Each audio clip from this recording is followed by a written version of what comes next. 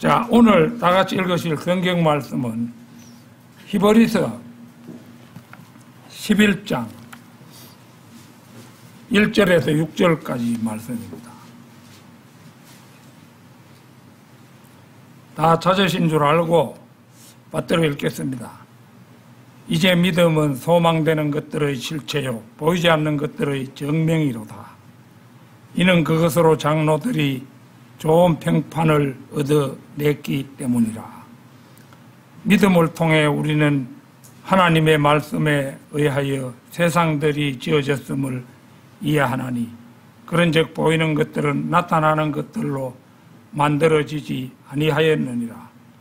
믿음으로 아벨은 하나님께 가인보다 더 훌륭한 희생 제물을 바쳤으나 그것으로 그는 자신이 의롭다는 증거를 얻어냈으며 하나님께서 그 예물들에 관하여 정언하셨느니라.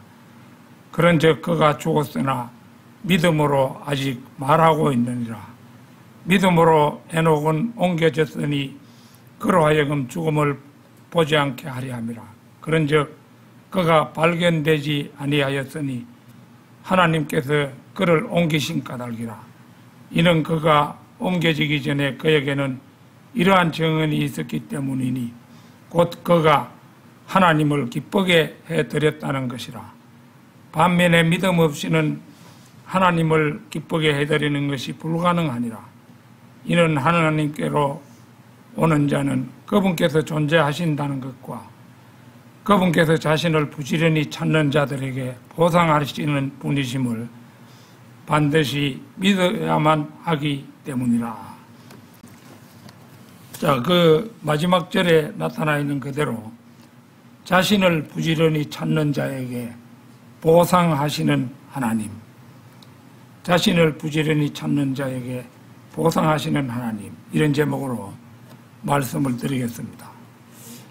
믿음이라는 것은 눈에 보이지는 않습니다. 그러나 그 믿음은 어떤 매개체를 통해서든지 반드시 그 실체를 증명하고야만 하는 성질을 가졌습니다. 그래서 믿음이란 비록 보이지는 않지만 만질 수 있을 만큼 확실한 것입니다. 예를 들면 삼위일체라는 것은 분명 보이지 않는 것입니다. 하지만 로마서 1장 20절에는 이러한 보이지 않는 하나님의 신격이 분명히 보여졌다고 말씀합니다. 우리는 하나님의 말씀에 의거해서 이 교리를 믿습니다. 이때 우리의 믿음은 이 분명한 사실을 우리에게 확증합니다. 우리가 믿든지 안 믿든지 하나님의 말씀은 그 자체가 사실이지만 우리가 믿을 때 그 사실은 우리에게 확정된다는 것입니다. 바로 그러하기에 소망되는 것들의 실체이고 또 보이지 않는 것들에 대한 증명입니다. 2절에서 평판이라는 말이 사용되었는데, 평판은 보고서 또는 성적표 같은 말로 풀이될 수 있습니다. 아벨, 에녹, 노아, 아브라함, 삼손, 다윗 등의 많은 장로들이 자기들의 이 장로이라니까 요새 장로교회 장로가 아니고 이게 믿음의 원로다 이런 정도로 우리가 풀이할 수 있겠습니다. 그래서 그 옛날에 믿음이 좋았던 모범적인 분들, 그런 분들이 자기들의 믿음을 실행해서 각각 그 믿음에 대한 보고서를 남겼는데 그 보고서들은 모두 선한 보고서들이었습니다. 예컨대 아벨은 하나님께 드리는 예배 드리는 일에 있어서 A 학점을 받았습니다. 노아는 하나님을 두려워함에 있어서 A 학점을 받았습니다. 노아가 하나님을 두려워한 것은 방주를 예배했다는 거죠. 하나님이 실없는 존재로 여겨져 가지고 준비 안 했으면은 홍수 넘어까지 인도될 수가 없었겠죠. 아브라함은 믿음을 실행하는 일에 있어서는 B학점을 받았으나 하나님을 신뢰하는 일에 있어서는 A학점을 받았습니다. 이처럼 믿음이란 모든 세대에 걸쳐 모든 성도들이 갖추어야 할 실제적인 요소였습니다. 하나님께서는 말씀으로 온 우주를 지으셨습니다. 진화론자들이나 과학자들이 어떤 이론을 내세운다 해도 창세기 1장은 하나님께서 만물을 말씀으로 지으셨다는 것을 분명하게 보여줍니다. 성경은 과학과는 반대로 어떤 물질에 의해서 세상이 만들어진 것이 아니라 아무것도 없는 상태에서 하나님의 말씀으로 세상이 만들어졌다고 말합니다. 그런즉 보이는 것들은 나타나는 것들로 만들어지지 아니하였느니라. 히브리서 11장 3절에 나오는 말씀이죠. 사도 바울은 AD 53년, 즉 지금부터 1959년 전에, 그리고 인간들의 모든 민족들을 한 피로 만드시어 온 땅의 표면에 지내도록 하셨으니 미리 지정된 때들과 그들의 거처의 범위들을 결정하셨도다 라고 하여 인류가 한 혈통으로 지어졌다고 밝혔습니다. 그러나 사람들이 이 사실을 알게 된 것은 100년이 채 못 됩니다. ABO식 혈액형이 발견되고 수혈법이 보편화된 후에 흑인의 피를 백인의 몸에 수혈하는 것이 가능해지면서 인류의 모든 족속을 한 피로 만드셨다는 사실이 증명된 것입니다. 이 경우 과학은 성경보다 적어도 1900년이나 뒤진 것이 됩니다. 사실 과학이라는 것은 어떤 증명된 사실만을 믿는 것인데 과학자들이 그 증명이라는 것을 제대로 한다고 할지라도 그것은 성경의 사실들을 뒤늦게 흑흑대면서 쫓아오는 것일 뿐입니다. 때때로 과학으로도 증명되지 않을 때 그들은 사실을 덮어놓고 증명되지 않는 가설을 내세우며 그 가설을 맹목적으로 추종합니다. 현대과학이란 증명되지 않은 가설들을 이미 신앙처럼 추종해 온 지 오래입니다.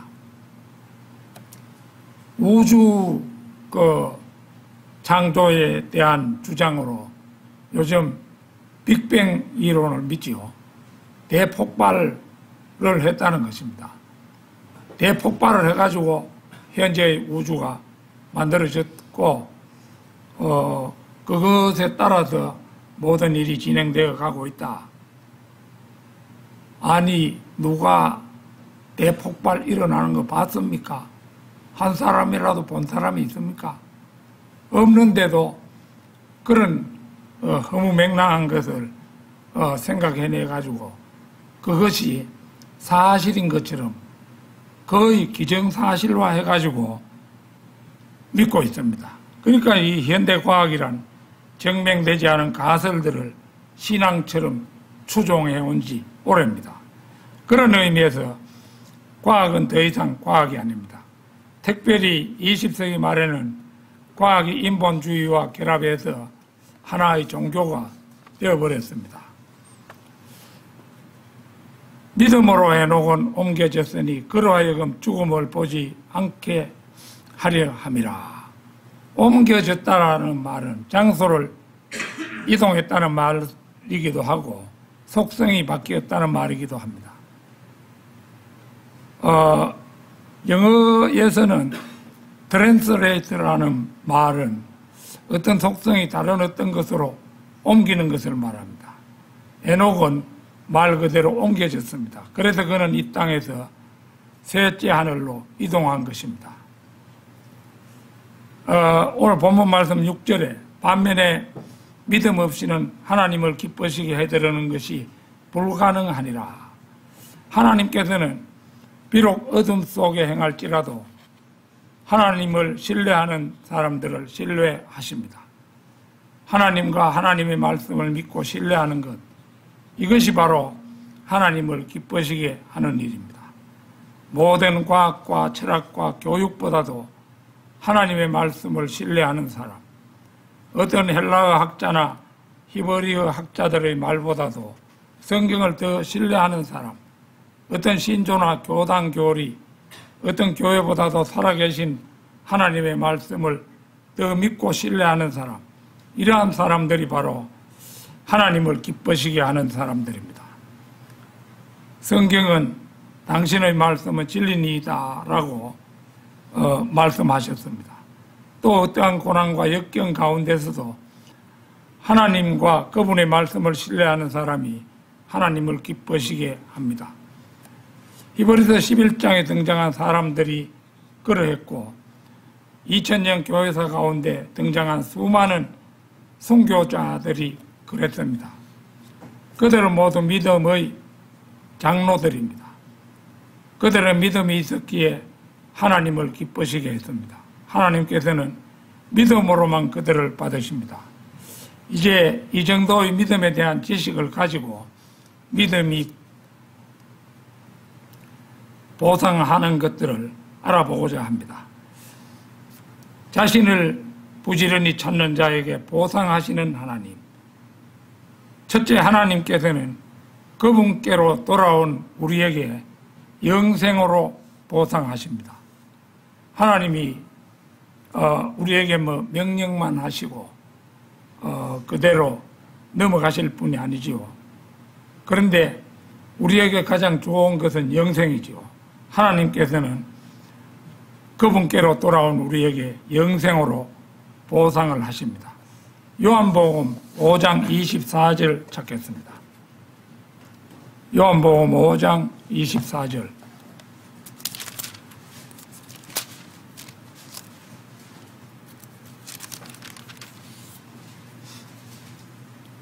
진실로 진실로 내가 너희에게 말하노니 나의 말을 듣고 나를 보내신 분을 믿는 자는 영원한 생명이 있으며 정죄에 들어가지 아니하고 오히려 사망에서 생명으로 넘겨지느니라. 이 말씀은 구원의 영원한 보장을 가장 확실하게 뒷받침하는 구절입니다. 이와 관계되는 말씀 두 곳을 더 찾겠습니다. 요한복음 6장 47절 찾겠습니다. 6장 47절. 진실로 진실로 내가 너희에게 말하노니 나를 믿는 자는 영원한 생명이 있느니라. 다음은 요한복음 10장 28절 29절 찾겠습니다. 10장 28절 29절입니다. 그리고 나는 그들에게 영생을 주노라. 그런즉 그들은 결코 멸망하지 아니할 것이요 아무도 나의 손에서 그들을 빼앗아내지 못할 것이라. 그들을 나에게 주신 나의 아버지께서는 모든 것보다 더 위대하시니라. 그런즉 아무도 나의 아버지 손에서 그들을 빼앗아내지 못하리라. 28절에서는 그 찬찬히 보면은 나의 손에서라는 부분이 나오죠. 29절에서는 또 보면은 나의 아버지의 손에서 이렇게 말하고 있어요. 28절에 나의 손에서, 29절에서는 나의 아버지의 손에서. 결국 나의 손과 아버지의 손이 일치함을 보여주는 거죠. 삼위일체라고 했잖아요.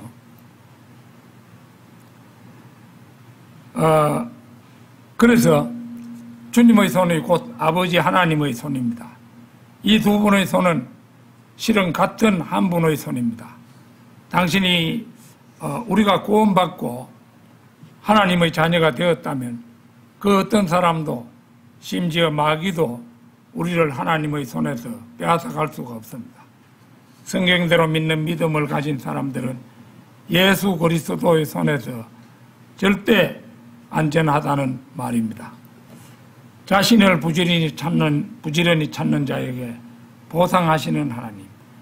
둘째, 하나님께서는 구주를 영접한 우리에게 자유로 보상합니다. 로마서 8장 1, 2절을 찾겠습니다. 로마서 8장 1, 2절.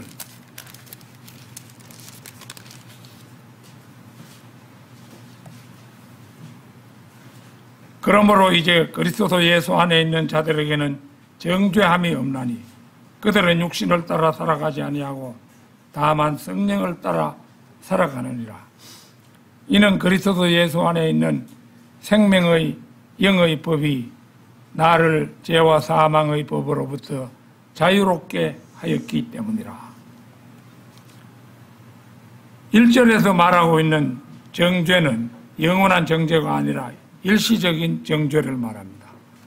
그리스도인도 일시적인 정죄는 받을 수 있습니다. 일시적인 정죄를 달리 표현하면 이 세상에 사는 동안 받게 될 현세적인 징계라고 말할 수 있는데, 말하자면 그리스도인이 죄를 지으면 그 징계로 병이 들거나 죽임을 당할 수도 있는 그러한 정죄라는 뜻입니다.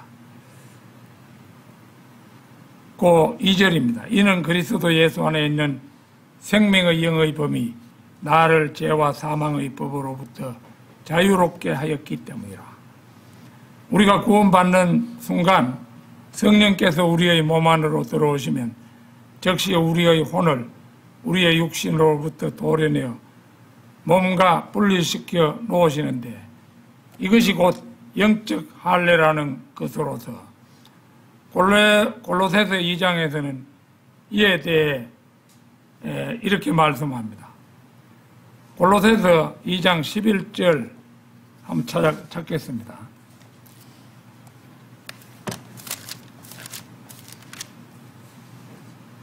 (2장 11절)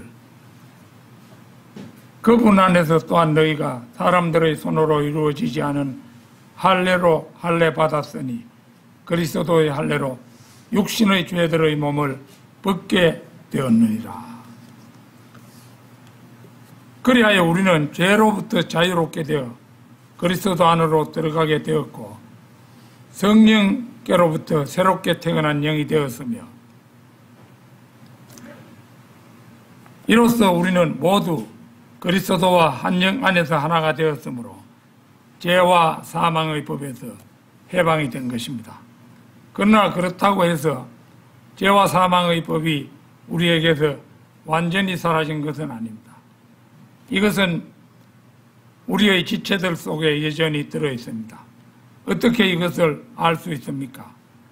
바로 로마서 7장 23절을 한번 보겠습니다. 로마서 7장 23절입니다.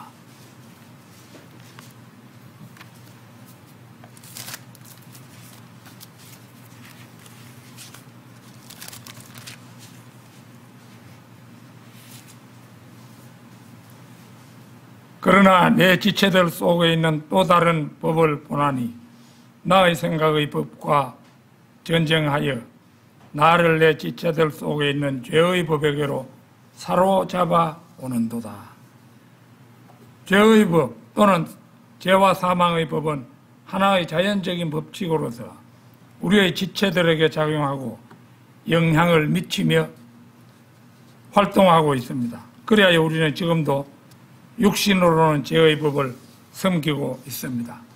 즉 우리의 육신은 여전히 죄의 법칙이 작용하는 가운데 그 법칙에 굴복하고 있습니다. 그렇기 때문에 우리가 구원받은 후에도 육신만은 죄에게 굴종하고 있고 그 결과 육신에게는 사망이 뒤따를 수밖에 없는 것입니다. 그러나 내면적으로는 우리의 혼이 그 육신으로부터 분리되었고 새로운 생명으로 거듭났기 때문에 우리의 내면의 즉 진짜 우리 속에 나는 죄와 사망의 법으로부터 자유롭게 되어 그 법칙이 작용하는 영향권 밖으로 나오게 되었습니다. 그 대신 우리의 내적 자아는 생명의 성령의 법이 작용하는 영향권 안에 들어가게 되었습니다. 이제 우리 속의 진짜 나에게는 완전히 새로운 법칙이 작용하게 된 것입니다. 그것은 생명의 법이기 때문에 죽음과는 상관이 없습니다. 그것은 성령의 법칙이기 때문에 죄와 사망이 우리에게 더 이상 상관할 수가 없게 된 것입니다. 자신을 부지런히 찾는 자에게 보상하시는 하나님. 셋째, 하나님께서는 우리 안에서 선한 일을 완성하실 능력으로 보상하십니다. 빌립보서 1장 6절을 찾겠습니다. 바로 이것을 확신하노니 너희 안에서 선한 일을 시작하신 그분께서 예수 그리스도의 날까지 그것을 완수하시리라는 것이라. 이 말씀은 성경에서 가장 위대한 약속인 성도의 영원한 보장을 가리킵니다. 너희 안에서 선한 일을 시작하신 그분은 성령님이며 그 일은 그분의 작품인 우리가 그분 앞에 흠없이 설 때까지 이루실 일을 말합니다. 고린도전서 1장 8절 찾겠습니다.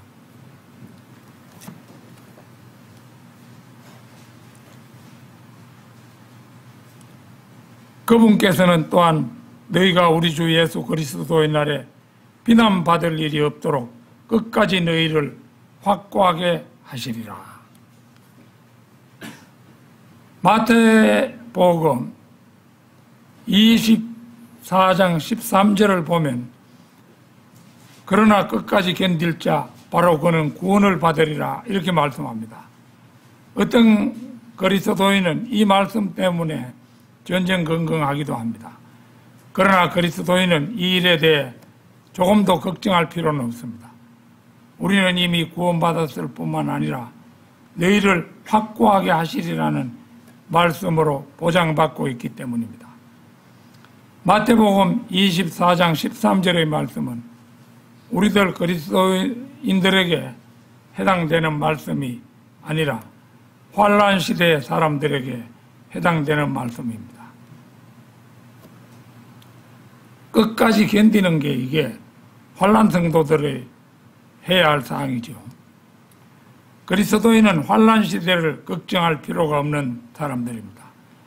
그 시대에 우리는 이미 이 땅에 없기 때문입니다.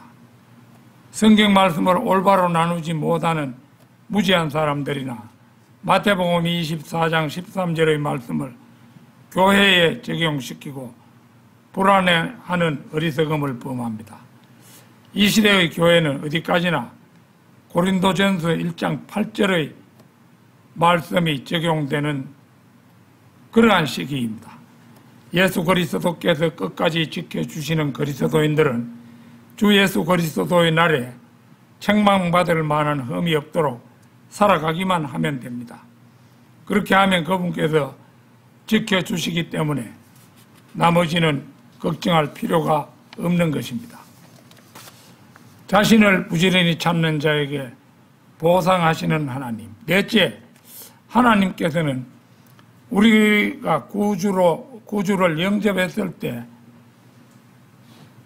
우리의 영을 하늘 처소에 앉히셨으며 정작 우리의 몸도 부활할 것을 이미 보상해 놓으셨습니다.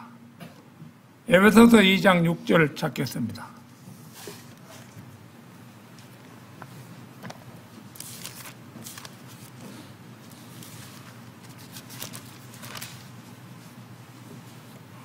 그리고 우리를 함께 일으키셨으며 우리를 그리스도 예수 안에서 하늘의 처소들에 함께 앉히셨느니라. 더 쉬운 말로 우리는 그리스도와 함께 살아났을 때 아직 우리의 부활의 몸을 받지 못했습니다. 그러나 영적으로는 부활하여 천상에 있는 그리스도의 몸 안으로 들어가 앉혀졌습니다. 우리의 영적 부활은 과거이며 우리의 육체적인 부활은 미래입니다. 바울 당시에 첫 번째 부활은 이미 과거에 일어났다고 가르쳤던 무천년, 후천년주의자들은 그들의 육체를 사탄에게 내어주었습니다. 부활을 영적인 것으로 만드는 것은 19세기 동안 성경적 진리를 반대해온 대단한 신학놀이입니다. 이 거짓말은 오리겐으로부터 시작하여 지금에까지 이루고 있으며 부활절을 전후로 하여 신문의 교회면을 보면 늘 그런 식의 기사나 설교가 실리는 것을 볼 수 있습니다. 킹 제임스 성경은 진리를 명확하게 보여줍니다. 그리스도의 두 가지 탄생, 물과 성령으로 거듭난다. 뭐 이런 말을 하죠. 그래서 육체적, 영적 탄생을 그렇게 표현했습니다. 동시에 이루어졌지만 우리는 그렇지 않습니다. 그리스도의 두 가지 부활, 곧 육체적, 영적 부활은 동시에 이루어졌지만 우리의 부활은 그렇지 않습니다. 고린도전서 15장 52절 잠시 찾겠습니다.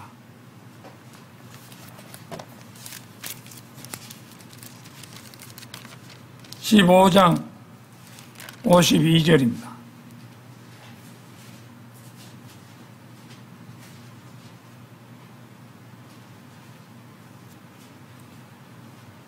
순간적으로 눈 깜짝할 때 마지막 나팔 소리에 그러하리라. 이는 그 나팔이 소리를 낼 것이요 죽은 자들이 썩을 수 없는 몸으로 일으켜질 것이며 우리가 변화될 것이기 때문이라. 여기서 나팔 소리는 천사들의 나팔 소리가 아니라 하나님의 나팔 소리입니다. 모든 사람들이 먼저 부활하고 우리도 호련히 몸이 변화하여 공중으로 올려집니다. 그러니까 휴거의 때까지 이 세상에 살아있는 성도들은 이 휴거의 때에 이제 우리의 이름을 부르시는 하나님의 음성에 힘입어서 공중으로 끌어올려지지요. 그래서 그 앞에 45절을 보면요. 그리하여 기록되기를 첫사람 아담이 살아있는 혼이 되었느니라 한 것과 같이 마지막 아담은 되살려주는 영이 되었느니라. 첫사람 아담은 창세기 2장에서 보는 바와 같이 살아있는 혼으로 만들어졌습니다. 그러나 마지막 아담, 곧 인간의 육체를 입고 오셨던 그리스도께서는 부활하심으로써 새 생명의 표변이 되셨고 성령을 통하여 사람들에게 새 생명을 주어 살려주는 영적 존재가 되신 것입니다. 그래야 우리는 이미 그 약속을 보상받고 있는 것입니다. 자신을 부지런히 찾는 자에게 보상하시는 하나님. 다섯째는 우리의 사역을 끝끝내 지켜주실 것을 이미 보상으로 기록해 두셨습니다. 디모데후서 1장 12절 찾겠습니다. 디모데후서 1장 12절. 이런 까닭에 나 또한 이런 일들을 감내하나니 그럼에도 불구하고 나는 부끄러워하지 아니하노라. 이는 내가 믿어온 그분을 내가 알기 때문이요 그날을 대비하여 내가 그분께 의탁드린 것을 그분께서 능히 지키실 수 있음을 확신하게 되었기 때문이라.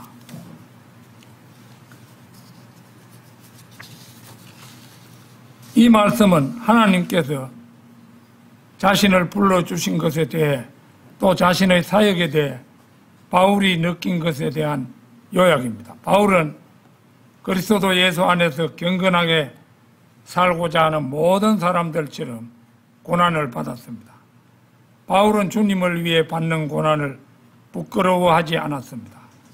바울은 자신이 구원받은 사실과 그 구원이 영원하다는 사실을 확신했습니다. 바울은 자신이 하나님께 의탁했을 때 하나님께서 자신을 하나님의 손안에서 지켜주실 것과 사탄이 방해할 수 없다는 사실을 확신했습니다. 로마서 8장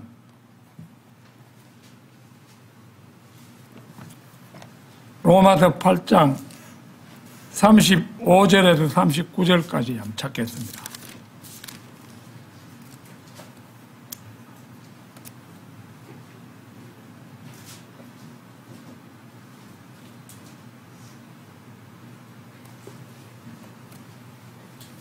자, 이 35절부터 39절까지 아주 유명한 말씀이지요. 누가 우리를 그리스도의 사랑에서 분리시켰느냐? 환난이나 괴로움이나 박해나 기근이나 헐벗음이나 위기나 칼이랴. 기록된 바와 같으니 당신을 위하여 우리가 온종일 죽임을 당하였으며 우리가 도살당할 양들같이 여겨졌나이다 하였도다. 이뿐만 아니라 이 모든 것들 가운데 우리는 우리를 사랑하신 그분을 통하여 정복자들보다 더 나으니라. 이는 내가 확신하게 되기 때문이니 곧 죽음이나 생명이나 천사들이나 정사들이나 권능들이나 현재의 것들이나 다가올 것들이나 높음이나 기쁨이나 어떠한 다른 창조물이라도 그리스도 예수 우리 주 안에 있는 하나님의 사랑으로부터 우리를 분리시킬 수 없으리라. 특히 이 39절 말씀이 아주 유명한 말씀이죠.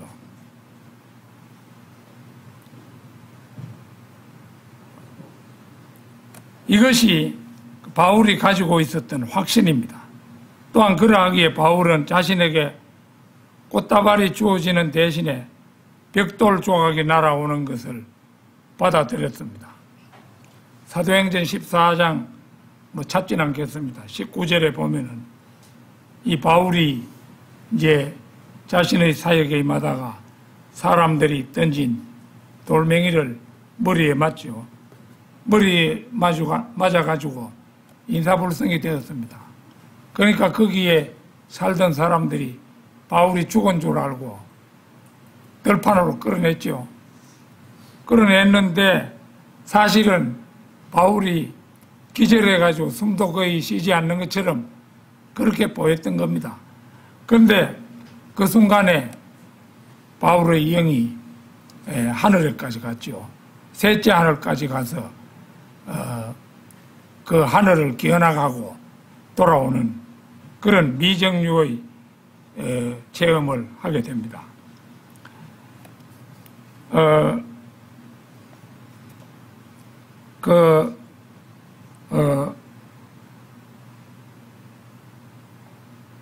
거기 이제 그 고린도 후서 12장을 참고해 보면은 그 사실을 명확히 알 수가 있습니다. 바울은 언제나 자신이 만만했죠. 자신의 죽음을 조금도 두려워하지 않았어요. 그날에 대비하여 디모데후서 1장 12절에 그날에 대비하여 이런 말씀이 나오는데 여기서 그날은 그리스도의 날입니다. 이 날은 믿는 자들을 위한 날로서 그리스도의 심판석과 더불어 시작됩니다. 이 날은 피로 값주고 사신 소유를 영원히 구속하는 날이고 죄 없는 몸으로 변모되어 영원히 거하는 날입니다. 빌립보서 3장 20절 21절 찾겠습니다.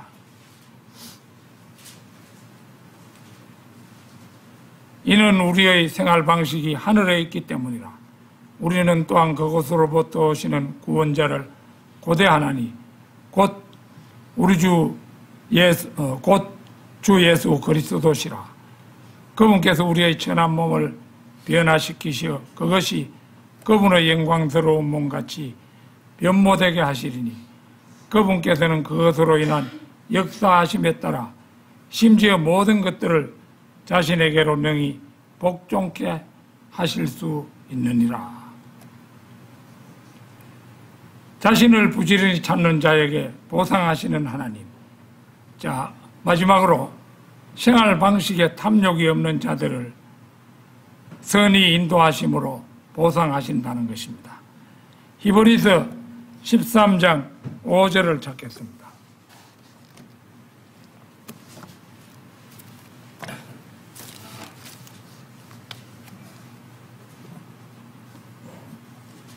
너희의 생활 방식에 탐욕이 없게 하라.